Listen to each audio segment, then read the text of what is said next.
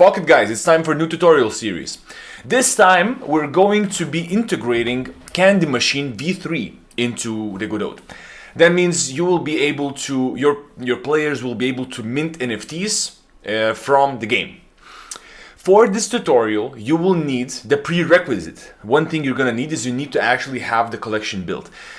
Creating a collection goes beyond the scope. There's like a whole new thing that you need to learn, and it's just kind of really out of scope. So if you still don't have a collection, or maybe like you have it in the middle of minting or something like that, then it's time for you. If not, go use Sugar with Metaplex, create a collection, and then come back, all right?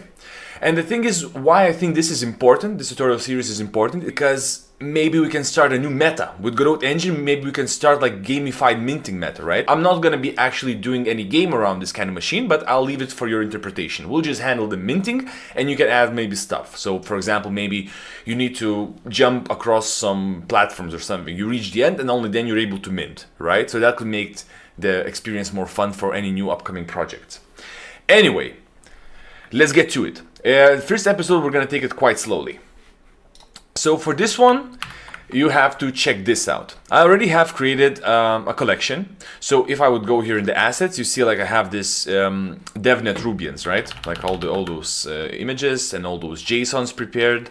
Like all the assets are in place already. And this is one thing that I wanted to show you is this. So when you create your collection, you probably have set up your guards. So I'm gonna take this more interesting method of like implementing the guards, because the guards are like what's cool, what allows you to make a very cool variations in your minting process. So basically, if I open up the config right now, sorry, it's going to be on text editor, I hope you don't mind, but basically this is it, right? You see guys, that when you create your NFTs, the creators and everything, upload settings, blah, blah, blah, blah, blah, blah. I'm using DevNet, so like DevNet Rubians here. So you can see here the guards. And we have two ways of minting a Rubian. One is with there's a default group, which you could like enter something like, when is the start date of your minting? When does the minting open, right? And you would have it in the default, which all the different groups are gonna use that guard. Okay, but I don't have anything in default for this one. I have just two different groups. One is open group, which takes 0.1 Sol payment to this destination to be able to mint. This is like the open mint for anybody, just pay 0.1 Sol and that's it. Or token mint. That means maybe somebody has a whitelist token and they can burn one of these tokens of this mint to receive an NFT. So we're gonna make it so you would be able to like access all those guards and stuff. So and also like maybe I can share with you like this. And this is the token I have created, and this is like Rubian mint voucher. Okay, so this just kind of, I have it in my DevNet wallet, and I'll be able to use it and stuff. All right, so basically in this episode, I'm just going to set up the kind of the guard list and like get you through the process of how that would kind of look like. All right. So here in the Godot, I'm just gonna now ignore all those things. So Candymachine V3, I still don't need that. Never mind. I'll create this in the next step. But what I'm going to create right now is gonna be a resource called asset Candy asset guard list, Candy guard access list. Okay, and this is going to be Rubians mint settings. Okay. No, maybe Rubians guard list. Let's call it that. So you can see right here, we have all those kind of settings. So basically what we need to do here in Godot, we need whatever we have set up here, we need to duplicate it inside Godot settings. So you can see this is like the label of default, and we have nothing on the default settings, right? So we leave everything empty like that. If you have something, you would need to enter something here. But we do have two groups. One group, I can now create a new Candy guard access list. It's going to be basically the same thing as this. So this is like the default group, and I can create a new group like that. So I'm just going to recreate it. So this one is going to be called open, okay?